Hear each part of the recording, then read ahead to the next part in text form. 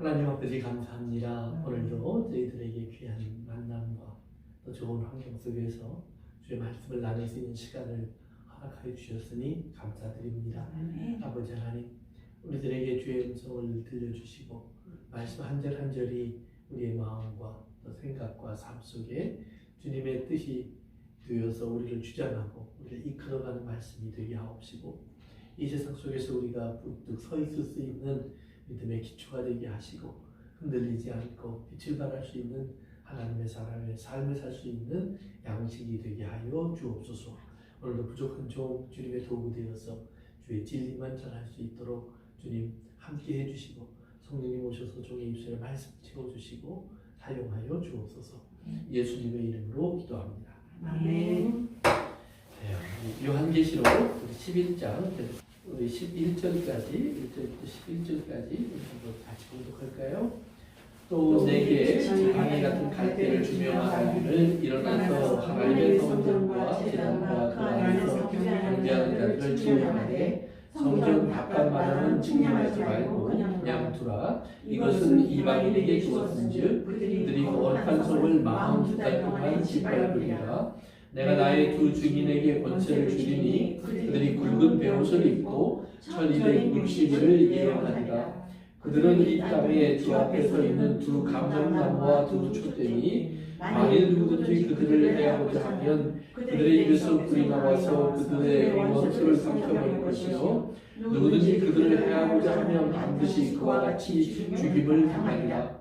그들이 권능을 가지고 하늘을 닫아 그들이 예언을 하는 날 동안 비가 오지 못하게 하고, 또 권능을 가지고 물을 피로 변하게 하고, 아무 때든지 원하는 대로 여러 가지 재앙으로 땅을 치리로다.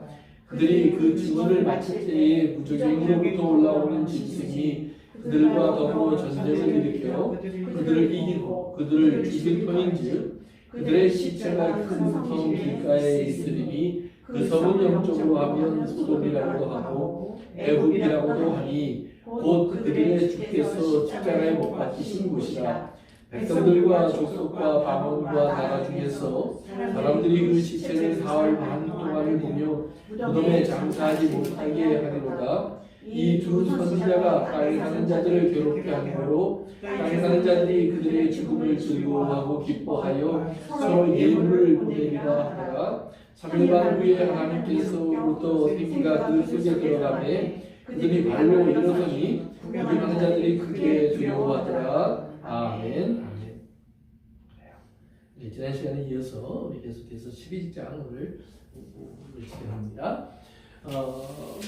우리가 10장부터 이어서 이제 보는 것처럼 이제 7번째 인이 이어지고요. 7번째 인은 7 나팔로 이어졌고요.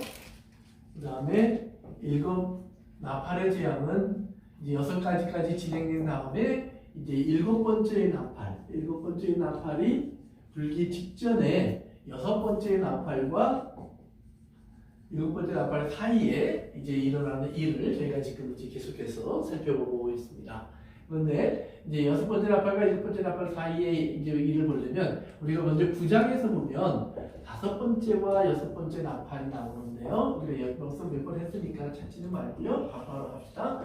여기 보면 이제 5번째는 황충이 나왔고 6번째는 마병대가 나왔는데, 이제 이것을 우리가 어떻게 봐야 되느냐 여러 가지 생각이 있지만, 우리가 이것을 이제 영적으로 보면 이것은 실질적으로 우리가 생각하는 어떤 전쟁이나 어떤 천재지변보다는 이것은 영적으로 혼탁한 시간을 이야기할 수 있다라고 제가 말씀드렸습니다.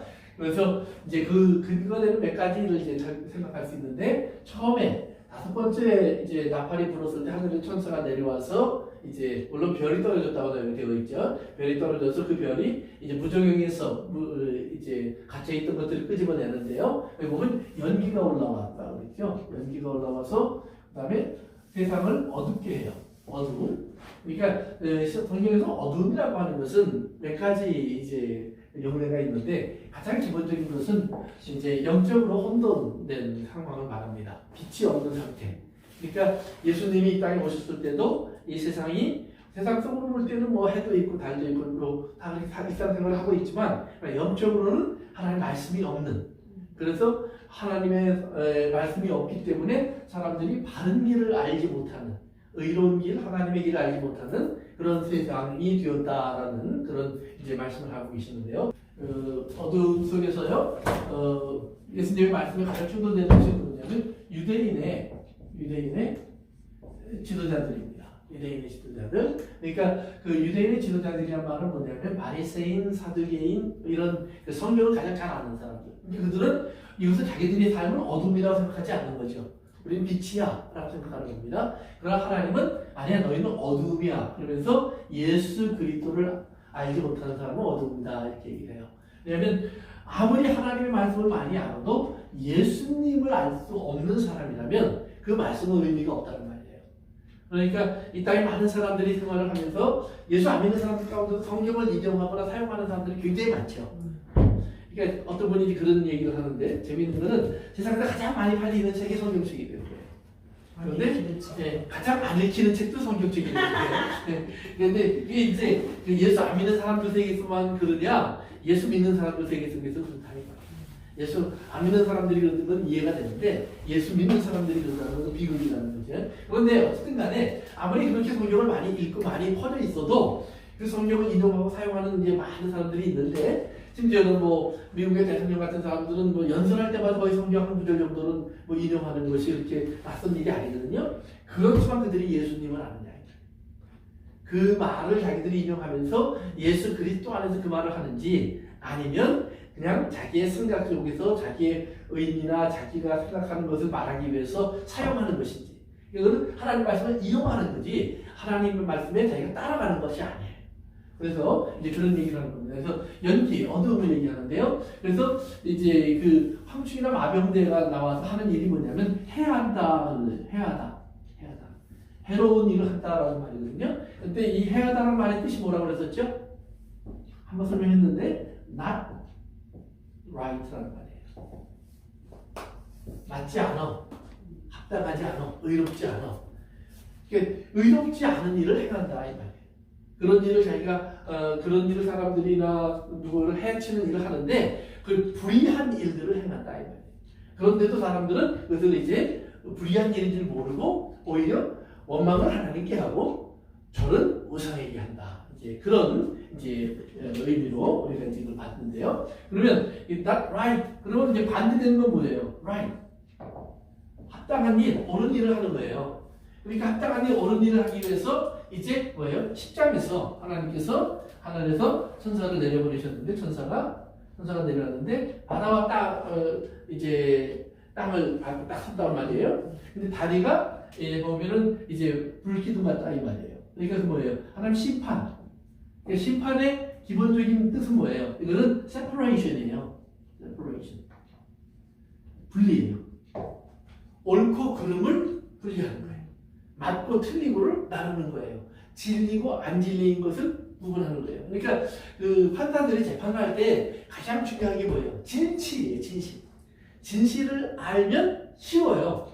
그런데 증인이나 이렇게 여러 가지 증거들이 그 진실을 얘기해 줄 때가 있지만 많은 경우에는 거짓이 들어와 있다 이 말이에요. 그것이 구분이 안 된다. 그러니까 그 판사들이 바른 판단을 못하는 때가 많이 있잖아요. 그래서 심지어는 뭐 사형신 줄 알고 사형을 명령했는데 사형시키고 나보니까 그 사람이 죄가 없는 것이 밝혀졌다. 뭐 이런 일들도 여러분가 우리 주변에서 들을 수 있는 말이에요. 근데 어쨌든 간에 이 천사가 내려와서 하나님의 심판, 의로운 것이 뭐냐, 합당한 것이 뭐냐, 옳은 것이 뭐냐를 이제 하나님이 드러내 주시는 거예요. 그러면서 그러기 위해서는 뭐예요? 이제 하나님이 요한에게 이 두루마리를 먹으라고 그랬죠. 두루마리. 이미 설명을 했었어요. 그래서 두루마리는 보통 하나님의 저주 심판과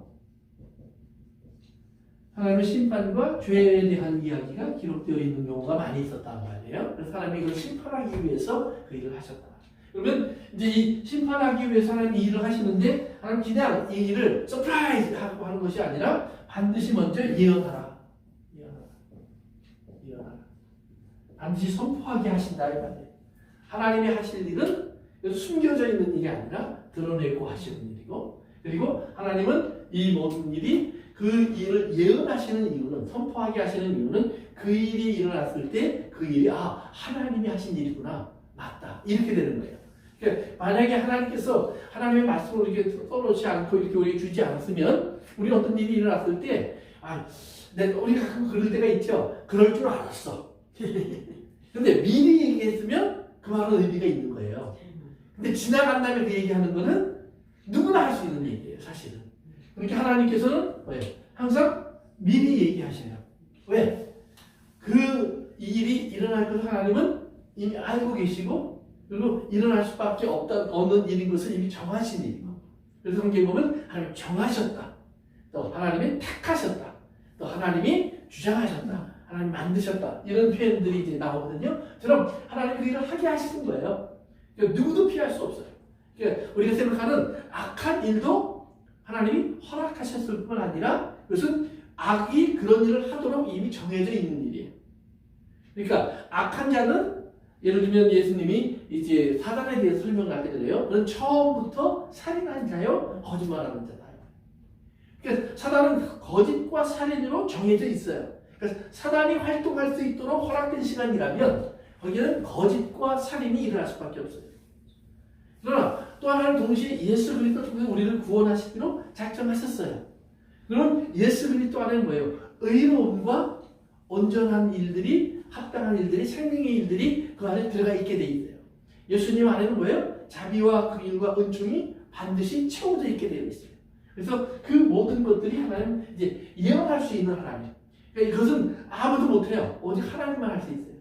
그러니까 이 땅에서 어떤 점쟁이들이나 용하다는 사람들이 뭐 이렇게 얘기하는 수가 있지만 그것이 맞는 것만 생각하는 거예요. 우리가 맞는 것만 생각하는 거지 틀리는 걸 생각하지 않아요. 그러니까 틀린 사람은요, 그냥 틀렸어 그러면 그만두는 거예요. 근데 맞는 사람은 어떻게 해요? 용해. 이 사람이 가서 전도를 얼마나 열심히 하냐면 10명, 20명한테 전도한다 이 말이에요. 그러면 그 중에 또 한 사람이 그러면 또 가서 용해. 이 말이 반복되는 거예요. 그러니까 우리가 그것만 가지고 옳은 걸 구분할 수 없어요. 심지어는 이제 요한 우리 지금 공부할 때도 보면 나오겠지만 두 증인이 이제 하나님의 예언하는 일을 하는데 보면 그들의 삶 속, 그들의 입을 통해서 막 불이 내려오기도 하고 물이 없는 가뭄이 오기도 하고 막 기사와 이적 표적이 나타난다고 그랬어요. 그런데 13장에 가서 보시면 짐승이 등장하는데 짐승이 권세를 받아 불을 하늘에서 내려오기도 하고 기사와 이적과 표적을 나타내더라 이렇게 돼 있다 이 말이에요. 그러니까 짐승도 하고 하나님도 해요. 그러니까 하나님의 사람도 해요. 그리고 이걸 우리가 어떤 게 진리인 줄 알아요? 어떤 게 진리예요? 살리는 게 진리인 거 살리는 게 진리예요? 죽이는 게 진리예요? 근데 하나님의 사람들은 그러면서 죽어요. 그러나 세상 사람들은 안 죽으려고 그리로 가요. 우상에게로 가요. 예수님은 십자가로 가요. 그러나 세상은 어디로 가요? 자기가 배부르고 편안하고 부자가 되고 성공하는 자리로 간다 이 말이에요. 그러니까 똑같은 하나님의 일처럼 보이는 일이 있는데 그 일을 놓고 어느 쪽으로 방향을 잡느냐, 거기에 따라서 옳고 그름이 그리스도 안에서는 딱 나눠지는 거예요. 그러니까 아무리 내가 열심히 말씀을 전하고 성경 공부를 하고 또 전도도 열심히 하고 교회를 하는데 내 안에 그러면 무슨 생각이 있냐? 그러면 하나님 나한테 복 주실 거야. 그런데 무슨 복을 줄 거냐 하면 부자 될 거야. 예를 들면 이런 거예요. 그런 생각이 있다는 건 방향이 어디예요? 그렇죠. 세상 쪽으로 가는 게 우상을 섬기는 거예요. 그 탐심을 하나님이라는 포장을 한 것뿐이에요. 근데 그 포장지를 뜯어놓으면 여전히 탐심이에요. 그러니까 아까 말한 유대인들의 모습과 똑같은 거예요. 근데 반대로 아무리 내가 이 땅에서 하나님의 일을 많이 하고 있을지라도 나는 여전히 하나님 앞에는 자랑할 것이 없는 부족한 사람이고 허물 있는 사람이고 죄인일 뿐이야. 나는 하나님의 은혜로 내가 이게 사용되고는 있지만 나의 본질은 원래 이렇지 않았어. 이것을 인정하면서 예수 그리스도를 향해서 나아가는 사람. 그래서 그 앞에 자기를 겸손하게 하는 사람은 뭐예요? 그 사람은 하나님의 구원 속에 있는 사람이에요. 우리는 분명하게 이걸 알 수 있어요. 그건 뭐 어려운 게 아니에요. 물론 겉으로 볼 때 저처럼 잘 감추는 사람들이 그 사람들이 저 양반이 십자가로 가는 사람인지 부자가 되는 사람인지 구분을 잘 못해요. 이게 다 숨길 수 있는 사람이 있어요. 그러나 그 다음에 무서운 말이 있죠. 하나님은 뭘 봐요? 중심. 그렇죠. 중심을 보시느냐. 아, 네. 우리는 하나님 앞에는 속사람을 드러내야 되기 때문에 이걸 감출 수가 없는 거예요. 아, 그래서 속사람이 드러나는 사람, 속사람이 보여지는 것을 알고 있는 사람. 그러면 뭐예요? 하나님을 두려워하게 돼 있어요. 그래서 성경에 하나님을 경외하라. 그러니까 무서운 마음으로 하나님을 존경하라라는 말이에요. 네. 그래서 어떻게 보면 이게 참 헷갈리는 말이지만 그러나 조금만 깊이 생각하면 맞아, 하나님 나 여기를 보고 계시지. 그렇다면 내가 감출 수 있는 것이 없구나. 그래서 자기를 드러내게 돼 있어요. 그래서 이런 말이에요. 그래서 하나님을 예언하라. 그래서 교회의 사명은 예언하는 거예요. 성도들의 사명은 예언하는 거예요. 근데 예언하는데 내가 생각하는 어떤 일들을 막연하게 얘기하는 것이 아니라 예언하는 사람들은 다 뭐예요? 하나님이 하신 말씀을 가져가요. 미래에 대한 이야기든 과거에 대한 이야기든 지금에 대한 이야기든 전부 다 하나님 말씀을 찾아와야 돼요. 두 번째는 그 말씀을 다 예수 그리스도 안에서 볼 수 있어야 돼요. 예수님 빼놓고 보면 공산주의도 성경에서 나왔다고 그러잖아요. 독재자들도 성경을 이용한다고 그러잖아요. 노예를 부리는 사람들도 성경을 다 사용했다고 그러잖아요. 부자가 될 사람들도 다 성경을 갖다 놨다고 그러잖아요. 유명한 일이 있죠. 락펠러라고 하는 사람이 세계 최고의 부자인데 그 사람은 유대인이에요. 항상 그 사람을 염두에 두는 것이 한 두 가지가 있는데 그 하나는 뭐냐면 안식일 지키는 거 하고요. 또 11조 하는 거예요. 그러니까 왜냐하면 하나님이 그렇게 하라고 했으니까 자기들은 거기 율법에 이렇게 묶여 있는 거거든요. 그 사람이 CPA를 나중에 고용했어요. 그리고 CPA와 함께 회계할 그 사람을 일할 수 있는 사람들 같이 불러 모았어요. 왜냐하면 수입이 너무 많으니까 자기가 계산할 수가 없어요. 그러니까 이걸 정확하게 계산하라고요. 그 사람들을 불러다가 그 사람들이 매일같이 앉아서 이 사람 수입 계산하고 그 다음에 그러면 11조가 얼마고 우리 딱 띄어서 11조 드리고 이 일을 아주 평생 했다 이 말이에요. 그러면서 이제 우리 무슨 말이야? 아, 그래서 복을 받았구나 라고 생각한다 이 말이에요. 그런데 그 사람이 성공한 발자취를 따라가 보면 뭐예요? 그 사람이 집 밟고 가는 사람들이 얼마나 많이 있는지. 어떤 가난한 사람 또는 어떤 힘이 없는 사람, 어떤 좀 작은 사업을 하는 사람들의 권리를 빼앗아 가는 것들이 굉장히 많다 이 말이에요. 그럼 그게 하나님 주신 걸까? 아니면 내가 한 걸까요? 내가 한 거죠. 그럼 내가 했는데 그게 잘 돼서 부자가 됐는데 하나님이 한 걸 많이 했는데 그건 하나님이 나랑 상관없다.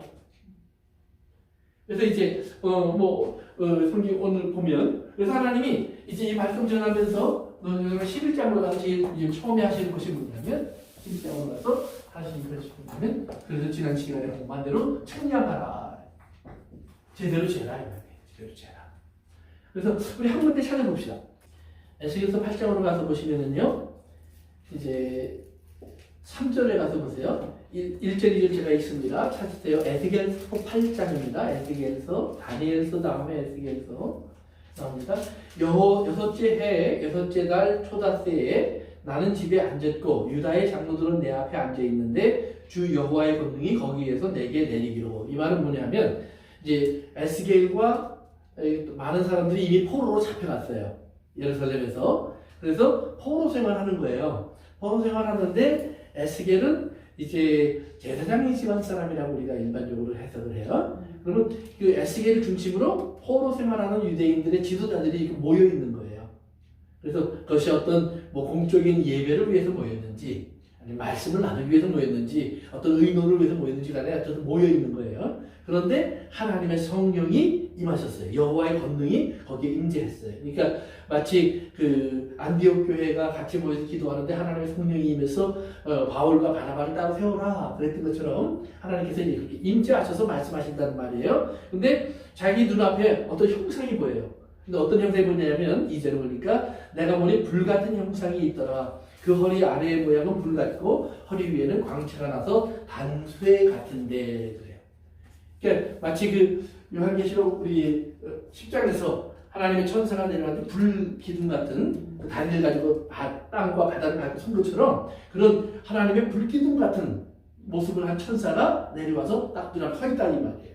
그러니까 얼마나 무섭겠어요. 그런데 그 3절부터 시작, 3절 읽어봅니다. 시작. 그가 성 같은 것을 펴서 내 머리카락 한 모종을 잡으며 죄의 영이 나를 들어 천지 사이로 올리시고 하나님의 환상 가운데서 나를 이끌어 예루살렘으로 가서 안드로 들어가 북향한 문에 이르시니 거기에는 질투의 우상 곧 질투를 일어나게 하는 우상을 찾아 있는 곳이라. 아멘. 보시면 근데 지금 이렇게 바벨론에 있는 거예요.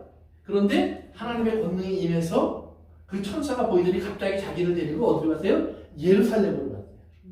그래서 예루살렘을 가서 보니까 성전이 보여요. 성전이 보이는데 성전의 이제 메인 엔트런스는 원래 동쪽이에요. 그러나 이제 이렇게 성전 바깥벽이 있고요. 메인 엔트런스로 동쪽으로 이렇게 엔트런스 나 있는데 요 정식으로 들어가는 거 말고 다른 볼일을 위해서 업무를 위해서 들어가는 사람들이 제사가 아닌 업무를 위해서 들어가는 사람들은 옆문으로 들어가요. 그런데 이 북쪽으로 향한 문이 있었다 이 말이에요. 북쪽으로 향한 문으로 가서 이제 그 하나를 보여주시는데 거기에 뭐가 있냐? 우상의 자리가 있다 이 말이에요. 하나님의 성전이에요. 이게 성전이에요. 성전인데 여기 우상이 서 있는 거예요. 우상이. 근데 그거만 있는 것이 아니라 그 밑으로 내려가 보세요. 이제 7절에 보니까 7절에 이렇게 나와요. 그가 나를 이끌고 뜰 문에 이르시기로 내가 본즉 담에 구멍이 있더라. 근데 그 위에 보면 너는 다시 다른 큰 가증한 일을 보리라. 그래요. 이미 우상을 하나 보여줬잖아요. 그러니까 하나님의 성전에 있으면 안 되는 거예요. 가증한 일이에요. 그런데 하나님 뭐냐면 또 더 큰 거 볼 거야. 그리고 나서 데리고 가시는데 보니까 뭐예요? 담에 구멍이 나 있어요. 그래서 구멍 안으로 이제 이렇게 안을 들여다볼 수 있는 곳인데 거기 가서 이제 그분을 구멍 난 담을 허물어 버리라. 그러니까 구멍이 났기 때문에 뭐예요? 구분된 의미가 없어졌다는 말이에요. 성전을 구분하는 의미가 없어졌다는 말이에요. 그래서 그 안으로 들어갔어요. 근데 안으로 들어가서 보니까 좀 이제 봅시다.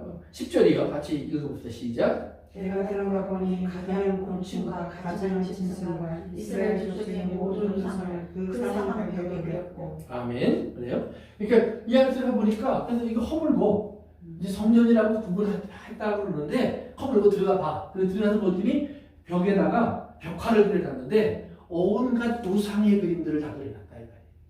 근데 우상의 그림만 그려놓은 것이 아니라 11절에 보면 이스라엘 족속의 장로들 70명이 그 앞에 섰으며 사반의 아들 야사냐도 그 가운데 섰고 그 손에 뭘 들었어요? 향로를 들었는데 향이 구름처럼 올라갔다. 지금 요한계시록에서도 하나님의 보좌 앞에 좀 향이 막 올라가는 얘기를 여러 번 했잖아요. 그런데 지금 여기서 향은 누구에게 올라가는 거예요?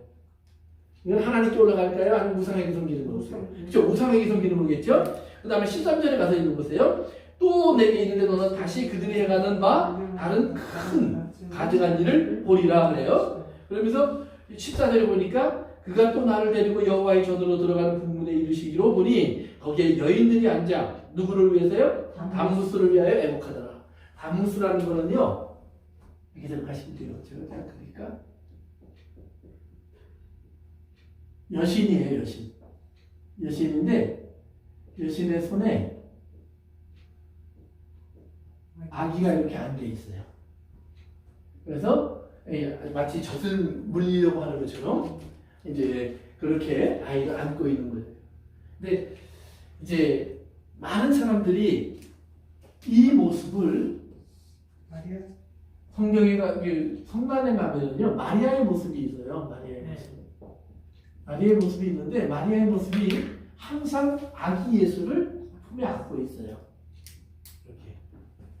근데 실제로 그림으로나 동상으로 보이면요 거의 똑같아요. 모습이.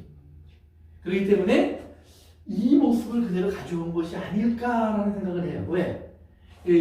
로마 시대 사람들도 바벨론 이 우상을 그대로 섬겼어요. 로마 시대도. 그런데 이제 갑자기 황제가 교회를 허락하니까 그들이 교회 안으로 들어오면서 교회 속에서 비슷한 걸 찾은 거예요. 아기 예수, 마리아, 처녀가 아이를 낳았어요.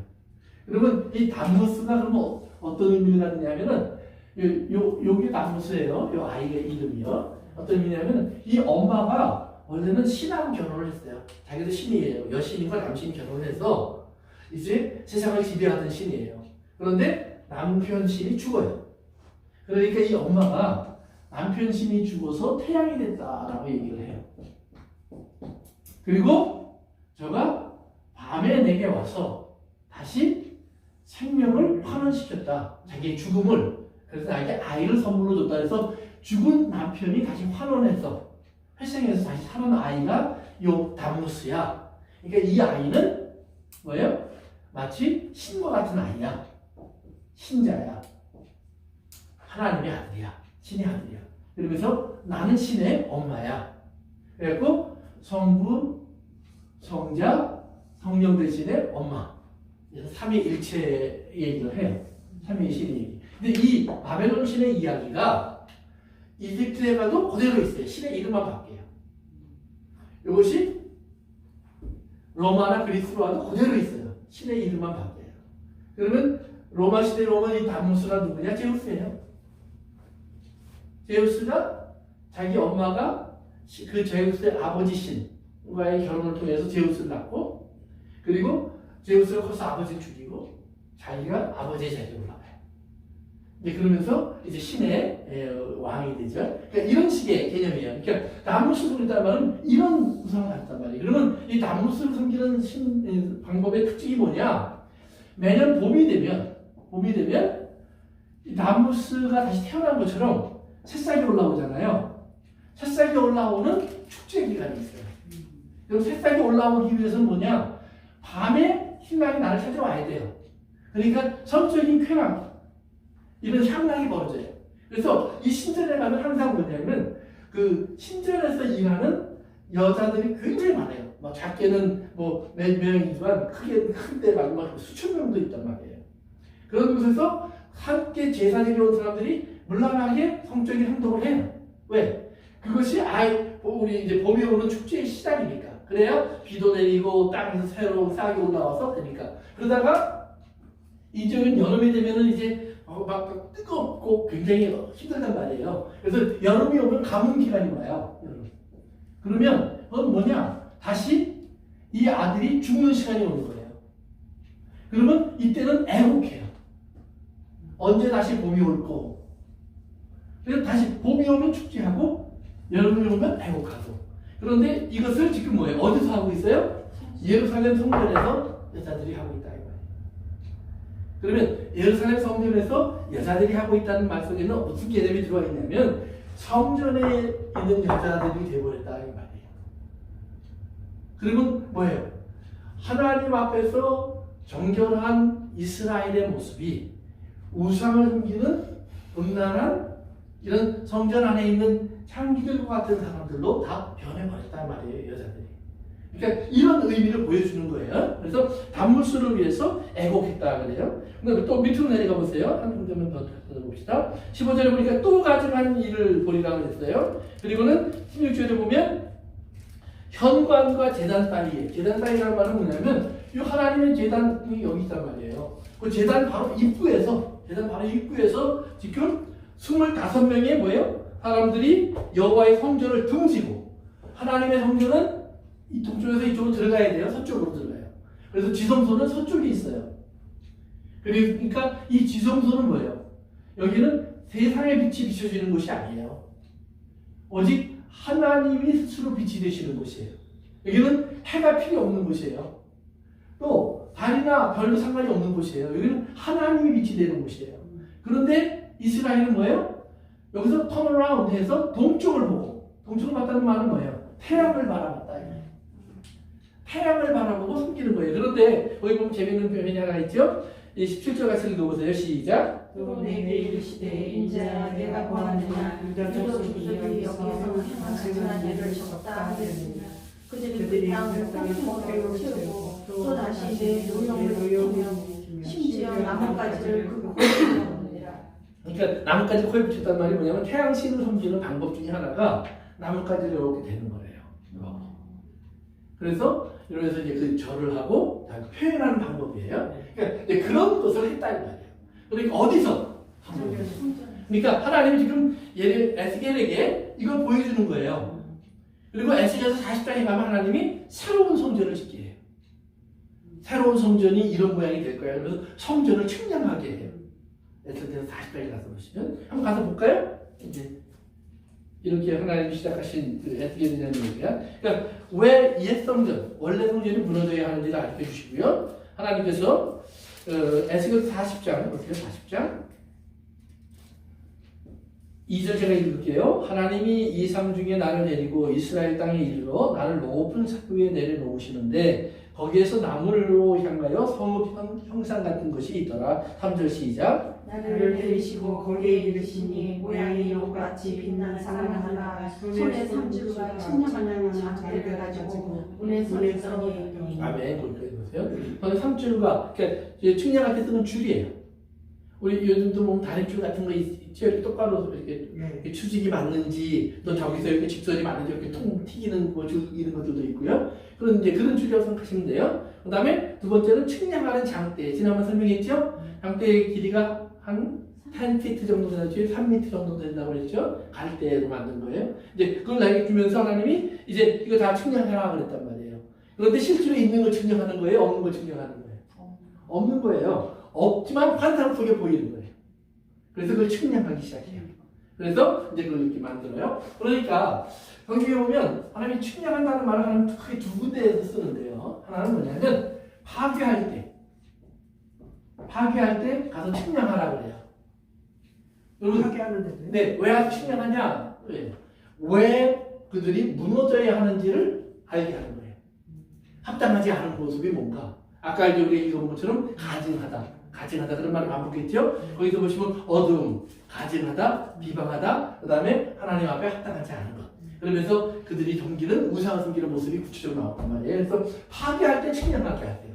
두 번째는 서로 건축하기 위해서, 건설하기 위해서 하나님은 측량하게 하세요. 이게 성경에 계속 반복돼요. 뭐 에스겔에서만 나오는 게 아니라 여러 군데서 이게 반복돼서 나와요. 그러니까 이런 의미예요. 그러면 이제 요한계시록에서 하나님께서 보세요. 측량하라 그랬어요. 네. 그런데 이제 다시 11장으로 가봅시다. 요한계시록 11장. 하나님이 뭘 측량하면 성전과 제단과 경배하는 자라고 그랬죠. 네. 경배하는 자.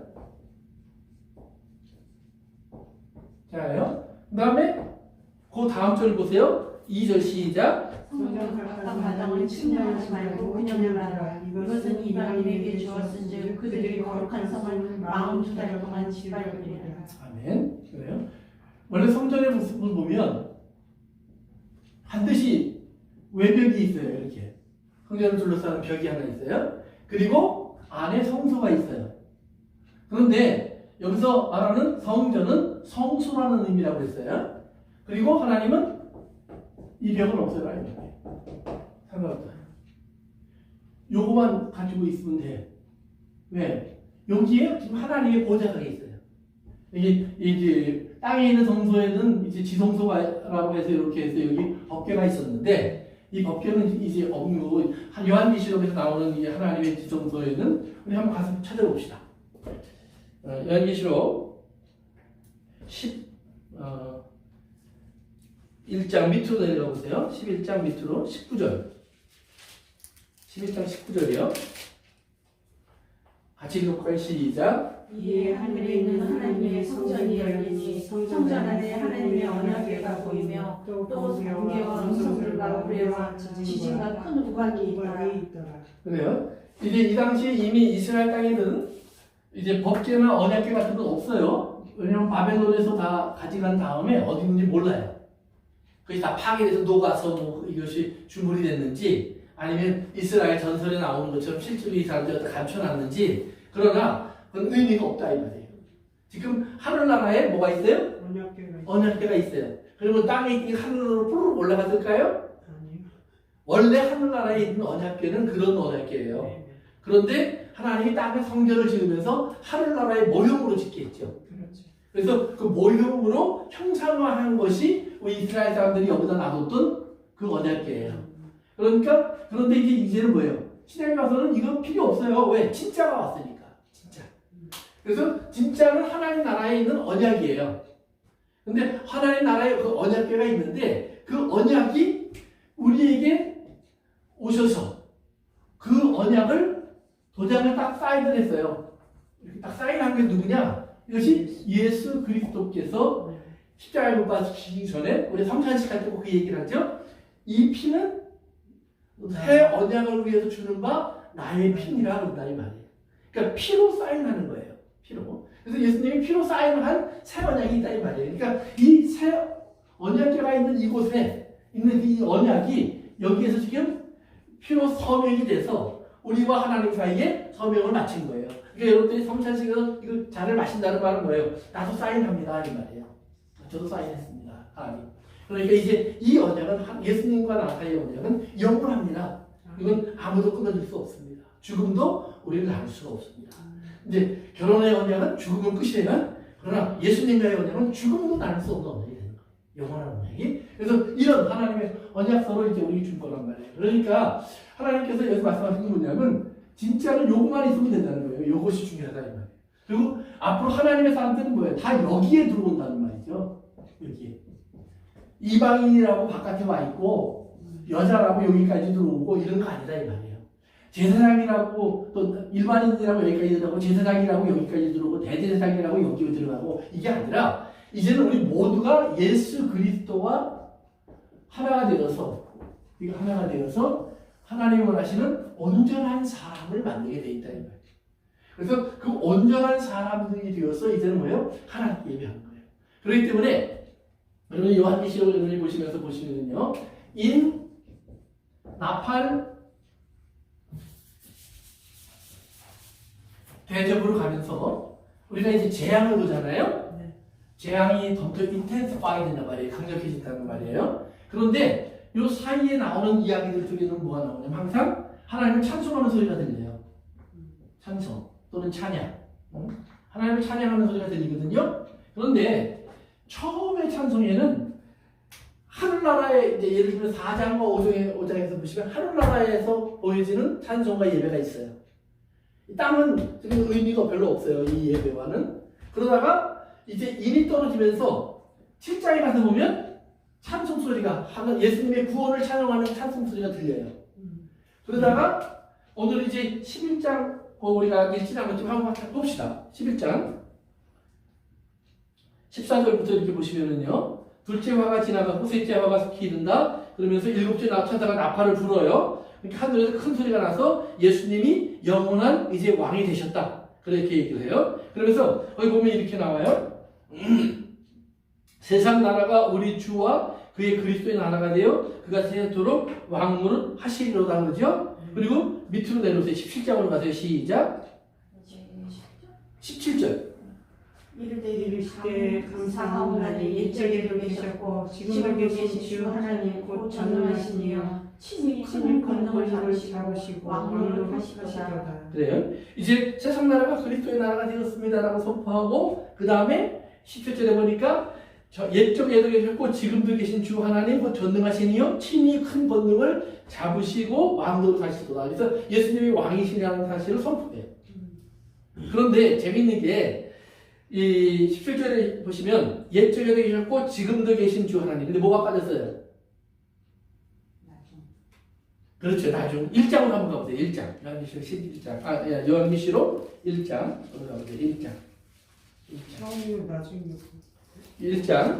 1장으로 가보세요. 그러면서 자 4절 읽어보세요. 시작. 여호와는 아시아에 있는 일곱 교회 편지하노니 이제도 계시고 전에도 계시고 장차 오시리라 그의 보좌 앞에 있는 일곱 영과 그 다음에 8절로 가서 읽어보세요. 시작. 주 하나님이 하시되 나는 알파와 오메가라 이제도 있고 전에도 있었고 장차 올 자요 전능한 자라 하시더라. 아멘. 그렇죠? 보세요.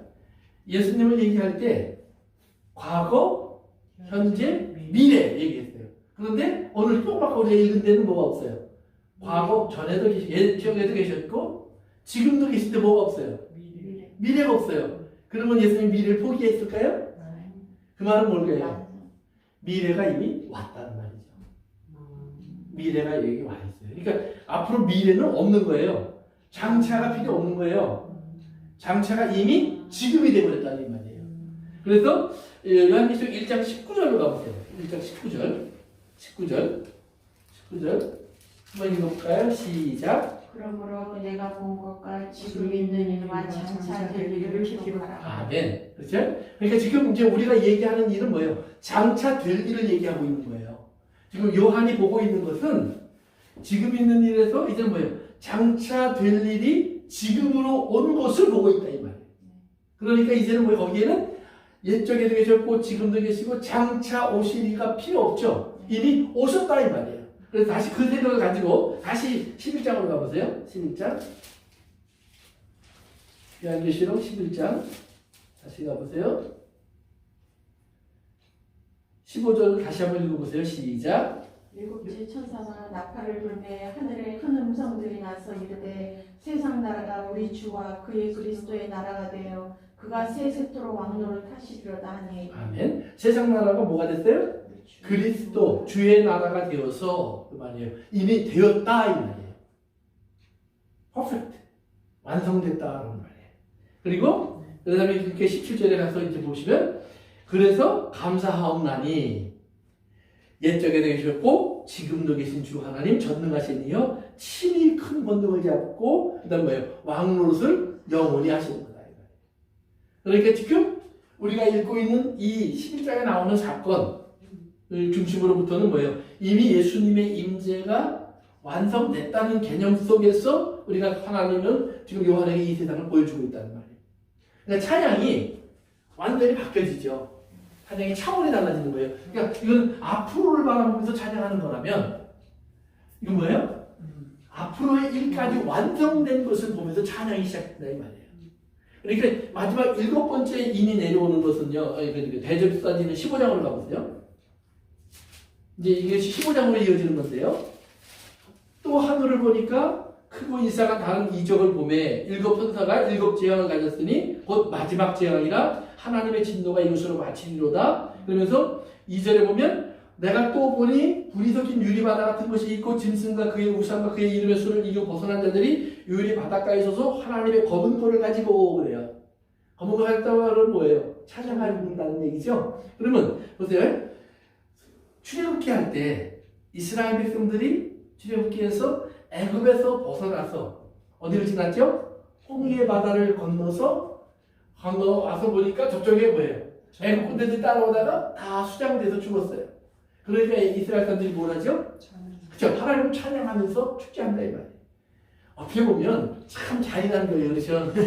눈앞에서 지금 수만 명이 죽었어요. 청년들이. 군인들이 얼마나 칙칙한 사람들이에요. 그러니까 한 시대를 대표할 수 있는 사람은 다 죽었어요. 한 제너레이션이 사라졌어요. 그런데 막 춤추고 노래해요. 이게 말이 되는 거예요? 아니에요? 사실 말이 안 되는 거예요. 그건 노래하면 안 되죠. 그런데 그래서 우리가 영적으로 보면 죄로부터 이스라엘 하나님이 구분해내셔서 멸망에서 생명으로 옮겨주신 거예요. 그러니까 그쪽에 머무는 사람들은 건너올 수 없는 사람들은 다 멸망한 거예요. 이미 나도 그런 사람이에요. 그러니까 이쪽에서 두렵고 떨림으로 하나님께 감사 그리고 하나님의 구원을 기뻐하고 거저 얻은 은혜를 찬송하는 거라는 거예요. 그러니까 그 찬송을 얘기하는 거예요. 내가 좋아서 막 난 살았어 뭐 그냥 춤추고 좋아하고 뭐 뛰는 게 아니라 하나님을 그러니까 찬양할 수밖에 없구나 하는 하나님을 하나님으로 높이는 모습을 말하는 겁니다. 그래서 3절 같이 읽어보세요. 시작. 하나님의 종 모세의 노래 어린 양의 노래를 불러 이르되 주 하나님 곧 전능하신 이시여 하시는 일이 크고 놀라우시도다. 만국의 왕이시여 주의 길이 의롭고 참되시도다. 한 절 더. 주여 누가 주의 이름을 두려워하지 아니하며 영화롭게 하지 아니하오리까 오직 주만 거룩하시니이다. 주의 의로우신 일이 나타났음에 만국에 와서 주께 경배하리이다 하다가. 아멘. 그래서 그 구원받은 사람들이 부르는 노래가 뭐예요? 마치 홍해 바다를 건너온 이스라엘이 부르던 노래, 모세의 노래. 그 노래를 부르더라. 그 다음에 두 번째 그 다른 말로 하면 어린 양의 노래, 그 노래를 부르더라. 근데 이제 혹시 신명기 공부했던 사람들은 기억나실 거예요. 신명기에서 모세가 죽기 전에 하나님의 마지막 경고의 말씀들을 줘요. 죄를 지으면 너에게 이런 심판이 올 거야. 나라를 빼앗길 거야. 땅을 잃어버릴 거야. 하면서 그러나 너희들은 나를 버릴 거야. 그 이야기를 모세가 계속 하다가 그 하나님께서 그걸 뭐라 하냐면 모세가 이것을 노래로 만들어 이스라엘에게 가르쳐. 잊어버리지 않도록. 그래서 사실은 이스라엘 백성들은 그 노래를 부르게 돼 있어요.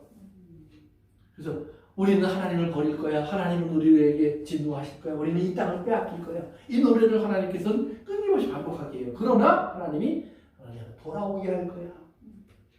그 하나님 자비와 긍휼이 가득 숨어 있어요. 그런데 이제 그것이 뭐예요? 오늘 어린 양 예수 안에서 이 모세의 노래가 완성되는 거예요. 그것이 1절이라면 1절은 우리는 죄인이야. 우리는 하나님을 떠날 거야. 우리는 하나님의 저주를 받은 사람들밖에 될 수가 없어. 이 땅을 지킬 수도 없어. 우리는 이 기업을 누릴 수가 없어. 그리고 노래는 2절이 딱 시작되는데 그러니까 그러나 어린 양 예수로 인하여 우리는 이길 거야. 그분이 우리를 건지실 거야. 우리의 죄를 다 대속해 주실 거야. 우리를 거룩하게 하실 거야. 우리를 깨끗하게 하실 거야. 우리를 해야 하는 모든 것에서 우리를 자유롭게 하실 거야. 이제 우리는 거룩한 자가 되어서 하나님을 찬송할 거야. 그러니까 이 노래를 하게 되니까 그러니까 1절과 2절이 탁 해서 완성된 노래를 부르는 거예요. 그러니까 15장부터 시작되는 게 뭐냐면 16장에 7개 대적이 쏟아지는 마지막 진노가 쏟아지는 거거든요. 그러니까 세상은 진노로 그걸 보는데 또 우리도 물론 그것이 하나님의 진노로 알아요. 그러나 하나님은 뭐예요? 우리에게 온전한 찬양을 주셔서 온전한 예배자가 되게 하시죠. 그러니까 요한계시록은 하나님이 뭐예요? 홍해 바다를 건너온 이스라엘의 찬송을 오늘 어떻게 하나님은 이 땅에 있는 모든 사람들에게 백성과 방언과 그 다음에 민족과 언어가 다른 모든 사람들이 하나님의 구원의 복음을 듣고 마치 불붙은 유리바다와 같은 것을 지나서 유리바닷가에 서서 이제 하나님을 찬송하는 사람이 되었는지를 보여주는 책이다 이 말이에요. 그러니까 이런 나팔 또는 인, 나팔, 대접 이런 일이 쏟아질 때 우리는 진노의 대접이 쏟아져서 심판하시는구나 이렇게 듣지 말고 이것이 우리를 거룩하게 하시고 온전케 하셔서 하나님의 사람으로 세워주시는구나로 깨달아가는 그러면서 뭐예요? 하나님을 찬송하고 감사할 수밖에 없는 사람이 될 수밖에 없는 나를 발견하고 그래서 기뻐하고 즐거워하는 사람이 되라고 이 말씀을 가르쳐 주시는 거예요. 무슨 말인지 깨달으셨어요? 네. 이거 아주 중요한 겁니다. 이 생각을 갖고 그다음에 계속해서 이제 요한계시록 보면 이게 무서운 게 아니에요. 더 무서울수록 더 크고 무서운 진도가 내릴수록 우리의 구원은 뭐예요? 더 가까워지는 거예요. 이미 거기까지 가 있는 거예요. 그러니까 왜 11장에서 예수님의 미래를 얘기하지 않느냐? 이제 마지막으로 내려올 7번째 나팔로 인해서 시작된 7 대접의 심판은 하나님 마지막 진노예요. 마지막 진노는 뭐예요? 모든 것을 끝내는 시간이에요. 그리고 새하늘과 새 땅이 시작되는 시간이에요. 그러니까 우리에게는 그것은 얼마나 기쁘고 즐거운 시간인지 몰라요. 그런데 그 기쁘고 즐거운 시간에 들어가기 위해서 하나님께서 그러나 거기에 우리가 먼저 해야 될 일이 마지막으로 있는 게 뭐예요? 아까 예언하라. 예언이 필요한 거예요. 그럼 예언이 필요한데 그럼 왜 예언을 해야 되느냐? 하나님 올라가서 보여주시는 거예요. 그것이 뭐예요? 성소 안을 보여주는데 거기에 성전 제단 경배하는 자. 나왔죠? 성전이라는 건 뭐라고 했었죠?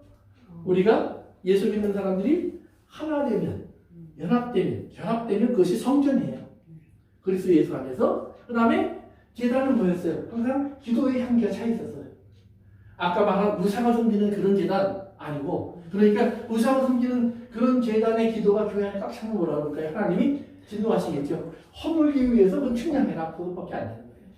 그러나 그리스도 예수의 뜻이 이루어지기를 원합니다. 그러기 위해서 하나님 내가 십자가를 지어야 된다면 그리하옵소서. 내가 고난을 받아야 된다면 그리하옵소서. 왜? 이 세상, 죄의 세상 속에 하나님의 의인이 서 있는 그 순간부터 의인의 마음은 상하게 되어 있어요. 의인의 삶은 도전받게 되어 있어요. 그러니까 그 도전과 그 속에서 그러나 하나님 뭐예요? 그러나 다시 한번 예언해야 하리라. 이게 뭐냐면 다시 한번 더들이 들어야 하리라. 근데 하나님은 우리가 알아들을 수 없는 말로 전하지 않아요. 이제 방언을 얘기할 때 고린도서 14장에서 뭐라고 하냐면 너희가 마음으로 기도하고 영으로 기도하고 마음으로 찬양하고 영으로 찬양하고 이런 말을 해요. 그러면서 너희가 다 방언을 하면 다른 사람들이 보고 뭐라고 그러겠니? 미쳤다고 그럴 거야. 그러나 알아듣는 말로 몇 마디 하는 것이 알아들을 수 없는 말로 많이 하는 것보다 더 유익하다. 누구에게? 본인에게. 본인에게? 기도하는 사람에게? 물론 기도하는 사람에게도 유익할 수 있어요. 그러나 기본적인 건 뭐냐면 이 말씀을 들어야 될 사람들. 하나님의 사람들의 그 모습을 보면서 하나님의 사람들의 이야기를 들어야 될 사람들에게 그것이 뭐예요? 그들이 알아들을 수 있는 말로 해줘야 그들이 그 말을 듣고 돌아온다. 그러니까 하나님의 사랑이라는 마음을, 하나님의 사랑의 메시지를 우리가 받아서 뭘로 해야 돼요? 나의 삶을 통해서 그걸 우리가 언어화시켜야 된다 이 말이에요. 그러니까 내 삶이 하나님의 말씀을 뭐예요? 그들이 볼 수 있고 들을 수 있고 깨달을 수 있는 것으로 트랜스레이션 하는 거예요. 우리는 다 뭐예요? 하나님의 말씀을 인터프리테이션 하는 거예요. 하나님의 말씀을 해설해내는 사람들이에요. 그러니까 나를 보면 저게 하나님의 말씀이구나. 그런데 나오는 거 보니까 자꾸 뭐예요? 자꾸 뭐예요? 그런 거예요. 그건 하나님의 말씀이 아니죠. 그러니까 성전에는 들어와 있는데 아까 우상을 믿는 사람. 그러니까 하나님이 가장 가증히 여기는 게 뭐냐? 성전에는 들어와 있는데 우상을 믿는 사람. 그래서 베드로는 뭐라 그래요? 마지막에 심판은 어디서부터 시작돼요? 교회 안에서. 왜? 교회 안에 하나님이 항상 측량하는 거예요. 그래서 아니면 치시고 해하시고 무너뜨리시고 그리고 새로운 걸 세우신단 말이에요. 그래서 우리는 이제 그런 하나님인데 그러면 이렇게 해서 그러면 예언하는 사람을 이제 리터너리가의 3절로 가서요. 11장 3절 읽어보세요. 11장 3절 읽어보세요. 시작. 내가 너희 두 증인에게 권세를 주리니 그들이 굵은 베옷을 입고 1260일을 예언하리라. 4절까지. 그들은 이 땅에 주 앞에 서 있는 두 감람나무와 두 촛대니. 두 증인. 무슨 두 감람나무. 감람나무는 올리브 트리란 말이에요. 감람나무. 목사님 여기에 1260일 있고 네. 앞에 어디에도 1260일이라는 네, 그 얘기 할 거예요. 근데 보니까 두 증인에게 하나님은 너희는 촛대와 감람나무야. 감람나무는 오일이에요. 오일은 성령을 말하죠. 성령. 촛대는 빛이에요. 빛이에요. 이건 진리, 말씀이에요. 그러니까 예언하는 사람은 증인이에요. 아까도 말한 것처럼 자기 생각, 자기 주장, 자기 의견 말하는 거 아니다 이 말이에요. 감정도 아니다 이 말이에요. 증인은 항상 어떤 의미가 있어요? 보고 듣고 아는 것을 전하는 거예요. 거기 두 증인, 두 감람나무, 두 촛대라고 그랬잖아요. 두라는 게 둘이라는 의미가 완전? 아니고 그 성경에 보면 항상 둘은요 그 신명기 19장에도 나오고요 요한복음에도 나오는데 예수님께서 그렇죠. 전도하러 내보낼 때도 둘씩 짜내셔야 되네요. 왜? 두세 사람의 입으로 나오는 말로 다 확증하라 그래요. 그러니까 증언한다는 말은 혼자서 증언하는 걸로 증언이 되지 않아요. 반드시 또 다른 증인이 필요해요. 공통의 증인. 그러니까 지난주일에 우리 이제 사도행전 공부할 때 베드로가 말하고 바울과 바나바가 말하고 그러니까 이 두세 사람의 증언이 나왔잖아요. 그러니까 두세 사람의 증언으로 하나님의 일이었구나가 증언이 됐고 그 다음에 야고보가 성경에서 또 하나님의 말씀을 찾아내서 이것이 하나님의 말씀의 옛적부터 해오던 말씀이다. 그래서 두 개 합쳐갖고 이것이 하나님의 말씀이니까 내가 판결하노라 이렇게 얘기했단 말이에요. 그런 거예요. 그러니까 두 증인이란 말은 증인은 꼭 두 명이 다 필요해요. 그러니까 예수님도 내가 나 혼자 증언하는 거 아니야. 내 안에 하나님의 아버지가 계셔서 나와 함께 이 말씀을 증언해주고 있잖아. 그러면 증언이 뭐예요? 그랬더니 내가 보고 듣고 그 다음에 알고 있는 것 그대로 얘기해줘. 왜? 안전뱅이가 헛고 죽은 자가 살고 묻은 자가 깨끗해지고 죄인이 용서를 받고 하나님의 기쁜 소식이 선포되는 것을 보여줘. 그대로 전해줘. 그래서 제자들을 보낼 때도 꼭 둘씩 아까 얘기하신 대로 정답이에요. 얘기 내보내신 겁니다. 그래서 그러면 근데 재밌는 건 두 증인에게 얼마 동안 예언하라? 1260일 예언하라 그래요. 그런데 그 위에 보면 또 다른 재미있는 그 하나가 나오는데요. 그 2절 11장 2절에 보세요. 11장 2절 시작. 성경상자를 마땅한 측량하지 말고 그냥 하라. 이것은 이방인에게 주었은즉 그들이 거룩한 성을 42달 동안 짓밟으리라. 자, 이방인들에게 내어줘서 42달 동안 짓밟게 하는 시간은 42달이에요. 그렇죠? 그런데 복음을 전하는 증인들이 사역하는 기간은 1260일이에요. 어느 게 길게 해요? 일반적으로 성경을 얘기할 때 일반적으로 이렇게 계산을 해요. 30일을 한 달로 계산을 해서 1260일은 42달이고 42달은 1260일이다. 일반적으로 네. 대부분들이 이제 쉽게 우리가 하기 위해서 이렇게 해요. 그러나 정확히 맞는 말은 아니에요. 왜 맞는 말이 아니냐? 우선 우리가 알고 있는 1년이 며칠이에요? 365일. 근데 30일로 12달 하면 360일밖에 안 되죠? 5일이 빠지잖아요. 그러니까 1260일이 42달이 될 수가 없죠. 30일로 나누면 42인데 그러나 365일로 생각을 하면 틀렸다는 말이에요. 두 번째는 이거는 이제 로마 달력은 그래요. 그 당시에도 로마 달력은 유대인 달력은 또 달라요. 유대인 달력은 한 달은 29일, 한 달은 30일이에요.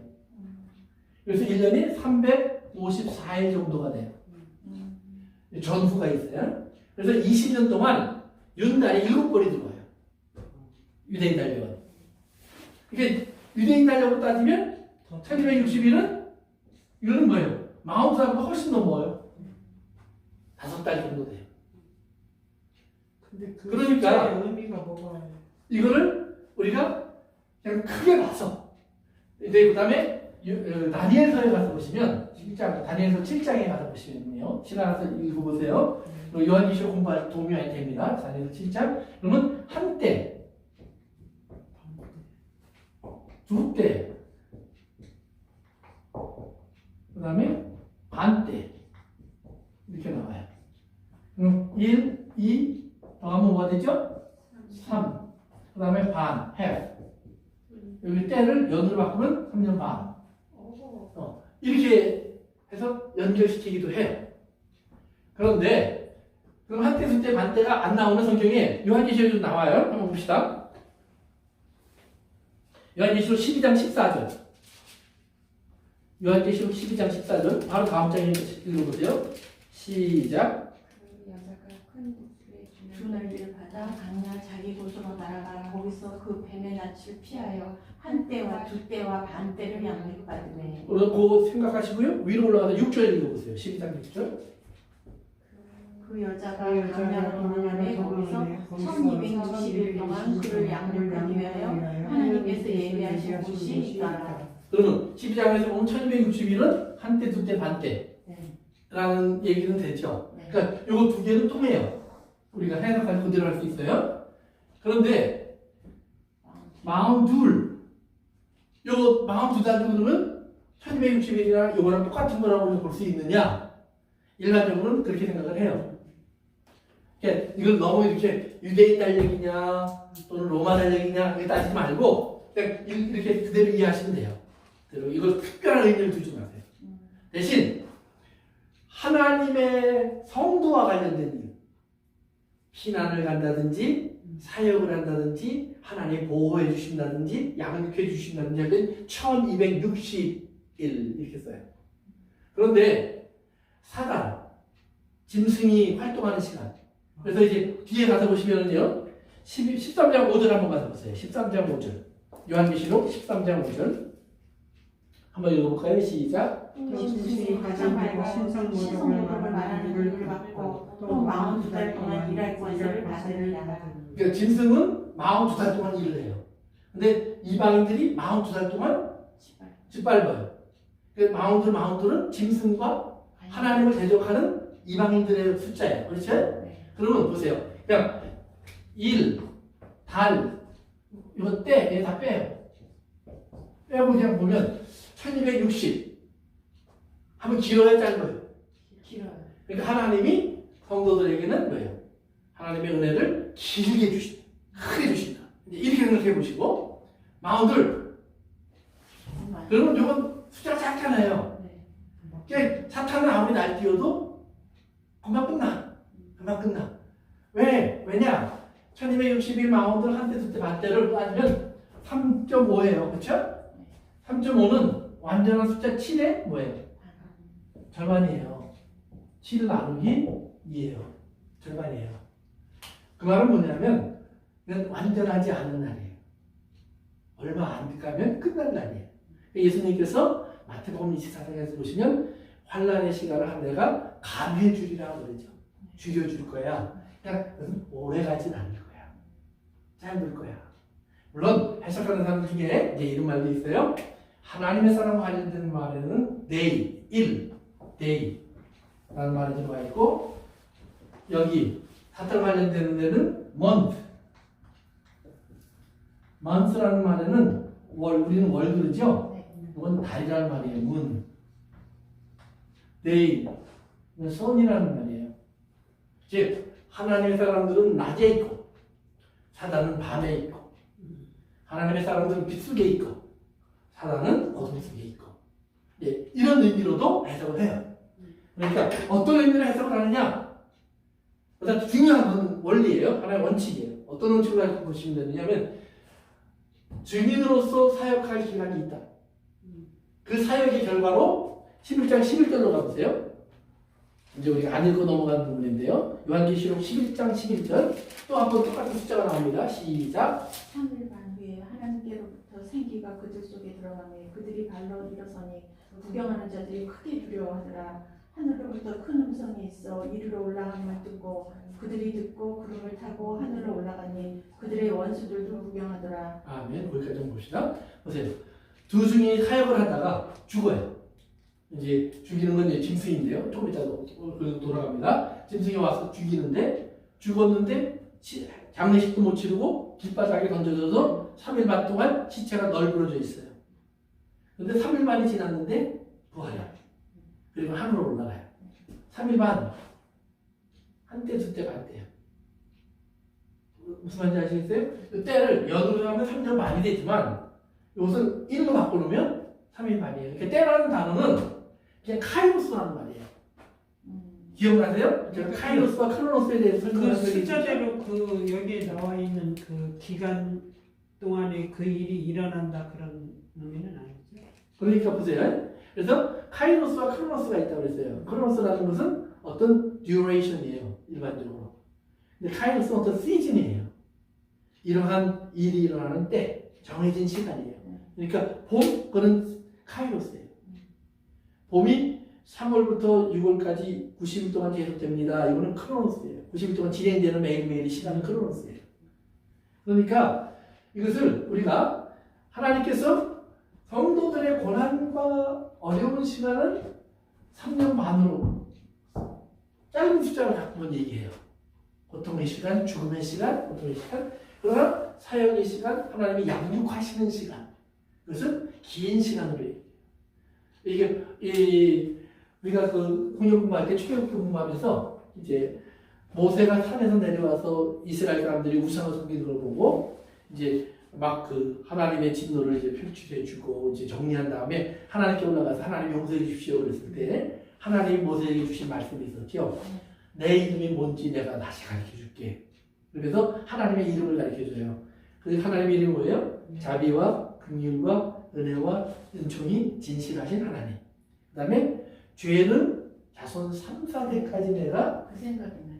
방문해서 기억할 거야. 그러나 은혜는 뭐예요? 자손 천대까지. 그걸 어떻게 이해하라고 그랬죠? 제가 모세가 그 다음에 보니까 그 말을 그대로 인용해서 하나님 기도한 적이 여러 번 나와요. 네. 하나님, 우리 백성이 또 죄를 졌는데 하나님 진노는 3, 4대, 나의 축복은 천대까지 간다고 하지 않았습니까? 자비로우신 하나님, 우리를 용서하여 주옵소서. 죄를 가지고 3, 4대까지 가서 내 후대가 저주밖에 없어서가 아니에요. 그러니까 거기서 말하는 건 강조점이 뭐예요? 하나님의 인자는 크다, 길다, 훨씬 더 크다, 몇백 배가 크다. 그러니까 우리가 그 속에 들어가면 되는 거예요. 그런데 죄를 따지는 사람들은 짧은 시간 속에서 그 죄에 대한 결말을 얘기하는 거예요. 그리고 내가 의롭다, 네가 죄다, 네가 잘못했다, 내가 잘났다 이러고 싸운다 이 말이에요. 그 안에는 하나님의 은총이 들어가게 되는 거예요. 하나님의 은총은 뭐예요? 그 죄를 용서하여 주시옵소서라고 할 때 그 그 은총의 크고 높고 넓고 깊은 그것이 우리에게 다가온다 이 말이에요. 그러니까 여기 똑같이 이렇게 보시면 돼요. 그러니까 하나님은 우리에게는 1260일이라고 하는 긴 그리고 크고 높고 넓은 하나님의 큰 은혜의 시간을 주는 얘기예요. 그러나 사단의 역사의 시간이라든가 우리가 고통의 시간은 지극히 짧은 시간으로 우리가 느낄 수밖에 없도록 하나님 또한 일하실 것이다 라는 의미로 받아들이시면 돼요. 이건 너무 해서 1160일에서 심지어는 다니엘서에 나오는 70일을 가지고 연도를 따져요. 그래서 연도를 막 따져서 어디까지 맞추냐 하면 예수님의 탄생이나 예수님의 죽음까지 맞춰요. 두 가지 계산법이 있는데 계산법을 따라서 오면 연대가 맞아 떨어져요. 딱 이제 62일에 7일에 합쳐서 69일에가 되면 483년이 되는데 그 483년이라는 기간이 이스라엘 사람들이 예루살렘으로 돌아와서 성전을 다시 짓고 뭐 이러는 과정부터 예수님 오실 때까지가 맞춰놓으면 480년이 돼요. 근데 그것이 아까 얘기한 것처럼 로마 달력이냐 이스라엘 달력이냐 이게 또 달라져요. 이게 사람들이 정신을 좀 차려야 돼요. 그리고 그것이 아무리 맞아도 중간에 갭이 나와요. 거기서 잠깐만이 나와요. 그 잠깐만이 어디까지인지 아무도 몰라요. 그러니까 어떤 사람들은 그래 마지막에 보니까 하나님의 증인들이 1260일 사단이 42살 그래서 합쳐놓으니까 7년 그래서 마지막 대환란 7년이 있을 거예요. 만약 대환란 7년이 있다는 말은 성경에 없어요. 그러니까 이걸 합쳐서 사람들이 만들어 놓은 얘기예요. 뭐처럼 삼위일체 하나님 삼위일체라는 말이 없어요. 성경에. 그런데 삼위일체라는 하나님의 모습은 그 말을 만들었을 뿐만 아니라 성경을 통해서 거의 다 서포트가 돼요. 모든 하나님의 사람들이 동의해요. 그런데 이 7년이라는 것은 서포트가 안 돼요. 자기가 그렇게 해석하고 싶은 사람만 그렇게 해석해요. 그냥 객관적으로 그냥 그대로 성경 그대로 놓고 얘기하면서 볼 때는 그렇게 해석할 의미가 크게 없어요. 그냥 1260일 근데 비슷한 기간인데 사단이 짓밟고 있는 기간에 이방인이 짓밟고 있는 기간에 동시에 뭐예요? 말씀을 전하고 있는 거예요. 그러니까 이방인들이나 그 사단의 활동은 없는데 혼자서 말씀 전하고 있는 것 전하다가 이방인들의 이제 말씀 전하는 시간이 끝나니까 갑자기 귀신이 뛰어나와서 막 날뛰고 그러는 건 아니다 이 말이에요. 이것이 함께 이루어지고 있다. 그러니까 제가 이제 그 요한계시록을 얘기해서 그런 얘기 여러 번 했잖아요. 근데 여러분들이 요한계시록을 많이 연구한 사람들일수록 그 얘기를 해요. 그러니까 어떤 자기의 논리를 맞추려고 하는 사람들 말고 진짜 성경을 깊이 연구한 객관적으로 인정받는 사람들일수록 학자들이나 성경학자들이나 이런 사람들이 말하는 거 보면 이것은 동시적으로 일어나는 여러 가지 사건을 동쪽 볼 때, 북쪽 볼 때, 남쪽 볼 때, 서쪽 볼 때 다른 모습을 보여주고 있는 거예요. 그러니까 지금 보면 우리는 여기 앉아있지만 지금 이 시간에 일하는 사람도 있을 거 아니에요. 어디선가 자는 사람도 있을 거 아니에요. 어디선가 싸우는 사람도 있을 거 아니에요. 그러니까 싸우는 사람들의 이야기는 재앙의 이야기예요. 자는 사람들의 이야기는 뭐예요? 주안에 자는 자가 복이 있도다. 복이 있는 사람들 얘기예요. 일하는 사람들의 이야기는 그 다음에 뭐예요? 일하는 자가 하나님 앞에 이제 칭찬받는 사람들이에요. 뭐 그게 동시에 일어나고 있잖아요. 그러니까 그처럼 하나님의 지금 요한계시록 사건들도 지금 이쪽에서 막 재앙이 일어나고 있는데 예를 들면 오늘 그 얘기를 하고 여기서 마치면서 그 얘기 합시다. 이런 거예요. 지금 이 두 증인이 사역을 할 때도 성경에 보면 입에서 불도 나오고 또 가뭄도 생기고 막 재앙이 온다고 했어요. 그러면 그 재앙 또는 이적, 표적이 어떤 것일까? 그러면 여러분이 하나님이 예수님이 인을 띄었을 때 네 천사가 나왔죠? 네 천사가 나왔는데 하얀 말 탄 사람, 빨간 말 탄 사람, 검은색 말 탄 사람, 청황색 말 탄 사람. 근데 어떤 말이 나올 때는 죽음이 따라왔고 어떤 말이 나올 때는 기근이 따라왔고 어떤 말이 나올 때는 범이 따라왔고 뭐 이렇게 여러 가지 나왔잖아요. 그다음에 나팔 소리도 보면 첫 번째 나팔이 부르는데 땅에 불이 떨어져 있고 두 번째 나팔이 불렀을 때는 바다에 불이 떨어져 있고, 세 번째 나팔이 불렀을 때는 물의 큰 놈들이 독이 되어 있고, 네 번째 나팔이 불렀을 때는 이 하늘에 해가 어두워져 있고.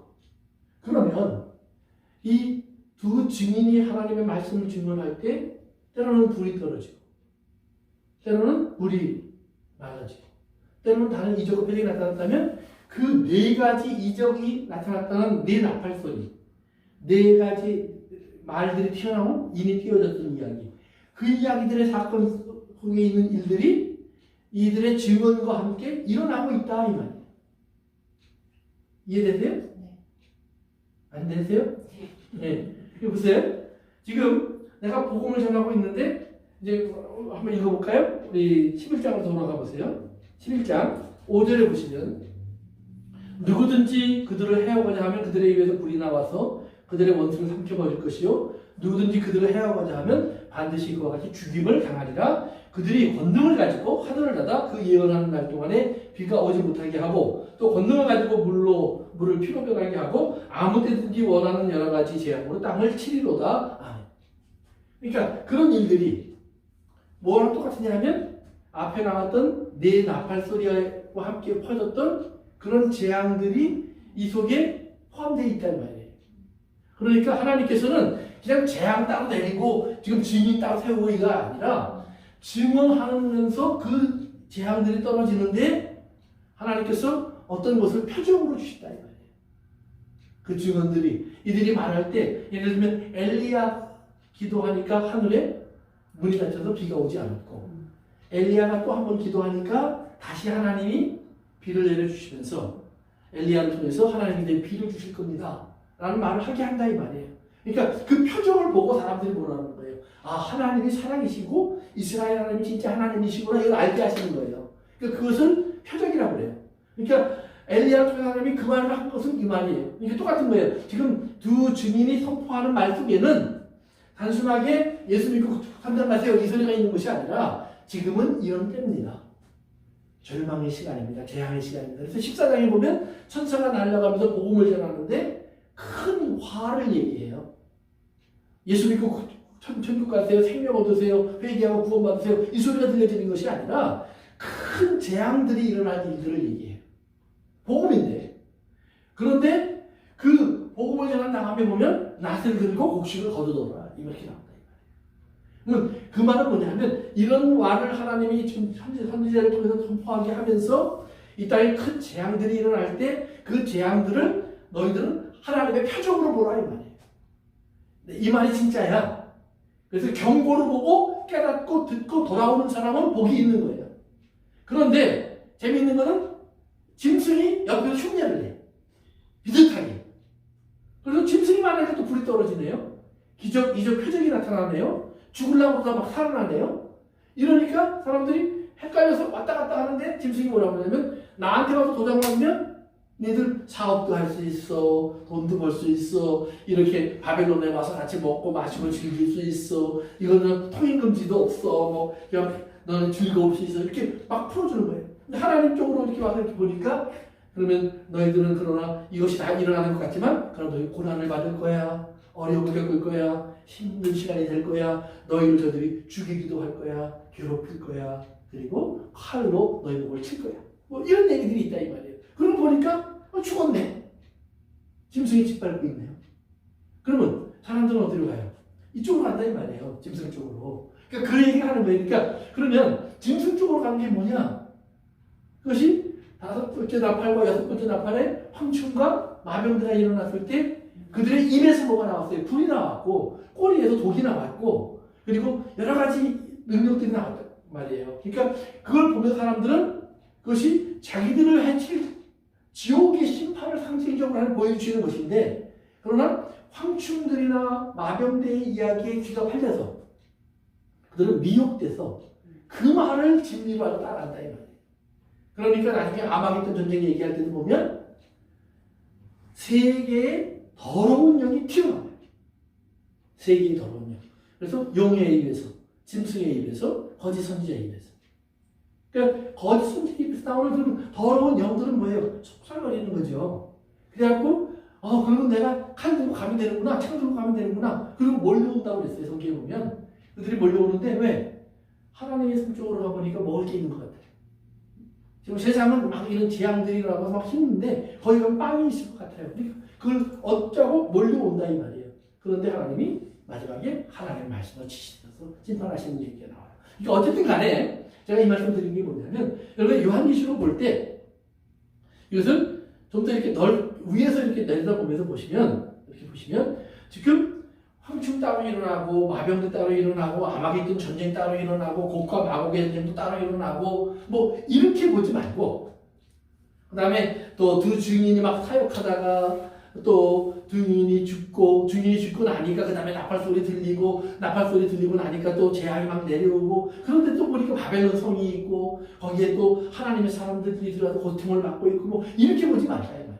이걸 종합적으로 지금 하나님은 어떨 때는 바벨론 성을 통해서 보여주고 계시고 재앙의 모습을 심판의 모습을 또 어떨 때는 짐승과 용이 여자를 괴롭히는 모습으로도 보여주고 계시고 또 어떨 때는 하나님이 그냥 거의 일방적으로 막 재앙을 쏟아내는 것처럼 일곱 나팔부터 일곱 대접처럼도 보이게 하시고 그러나 또 어떨 때 보면 그러는 가운데 하나님의 사람들은 맞고 죽고 당하고 고통받고 이렇게 끌려가는 모습을 보이고 그러다 보면 또 하나님의 사람들은 찬양하는 사람들이 되어서 시온산 위에 서 있고 유리 바닷가에 서 있고 그리고 하늘에서 내려오는 새 예루살렘 성을 들어가 있고 그 예루살렘 성에 들어가 하나님을 예배하는 사람으로 변화되어 있고 뭐 이런 이야기들이 섞여 있다 이 말이에요. 근데 그걸 잘 구분해서 보면 그러면서 그것을 잘 구분하고 뭉쳐놓고 보면 지금 이제 하나님의 천사가 내려와서 증언하라고 입술에 말씀을 넣어줬는데 이 말씀을 받은 사람은 분명히 먹은 건 요한인데 증언하는 사람은 두 증인이에요. 두 증인인데 두 증인의 모습은 감람나무 같아요. 그것은 하나님의 성령의 기름 부음 받은 사람들의 모습. 그 다음에 촛대 같아요. 말씀을 빛으로 발산하고 있는 사람들의 모습. 같이 보여줬다 이 말이에요. 그런데 그 말씀이 선포되고 기름 부음 받은 사람으로 인해 사람의 권능이 나타나는데 이것이 어느 시간이 지나고 나니까 결국은 뭐예요? 하나님의 1260일이라는 시간, 즉 자비와 긍휼의 시간이 끝나고 나니까 짐승이 이들을 삼키면서 이들을 죽이는데 오히려 하나님의 나라는 없어지고 땅에서 짐승이 득세하는 것처럼 보이더라 이 말이에요. 그런데 하나님께서 그들을 다시 일으켜서 하나님 나라로 데려가시는 걸 보면서 이 땅의 사람들에게 그들의 증언도 하나님의 복음을 선포하는 거지만 그들의 죽음의 시간도 사실은 뭐예요? 그들이 하나님의 말씀이 가짜야 짐승이 진짜야 이랬는데 3일 만에 깨닫고 그들이 두려워 떨게 하더라. 그러면서 그때라도 돌아오게 하더라. 그래서 그때라도 돌아오면 하나님께서 그들을 긍휼히 여기실 거다. 그래서 하나님의 긍휼의 메시지는 계속 선포되고 있구나. 그러니까 그걸 보면서 뭐라고 얘기해요? 하나님의 나라가 이 땅에 이미 임했구나. 그러니까 전에도 계시고 지금도 계신 하나님. 더 이상은 장차 오실 하나님이 아니라 이제는 그 하나님이 여기 오셔서 이미 우리 가운데서 이렇게 일하고 계시는구나. 이렇게 역사하고 계시는구나. 이런 하나님의 나라를 볼 수 있는 눈이 있기를 하는 거예요. 무슨 말인지 아시겠어요? 다음 시간에 좀 더 자세하게 우리 이제 11장 두 증인에 대한 얘기 좀 더 자세하게 다음 시간에 좀 해드리겠습니다. 그래요. 오늘 거기까지 하고 마치겠습니다. 기도합니다. 아버지 하나님, 오늘 또 저희들 말씀을 나누는 시간을 갖겠습니다. 이 말씀 속에서 우리가 항상 주님을 향한 우리의 눈을 잃지 않게 하시고 우리의 어려움 속에서 우리와 극하지 않게 하시고 우리의 고통과 고난 속에서는 그날을 감하시면서 우리를 또 능히 감당할 수 있도록 도와주시는 주님인 줄을 믿습니다. 우리 사랑하는 성도들 이 말씀 속에서 아버지 하나님 꼭 주의 나라를 바라보며 끝까지 믿음을 지키는 인내의 사람들이 되게 하여 주옵소서. 아멘. 예수님의 이름으로 기도합니다. 아멘.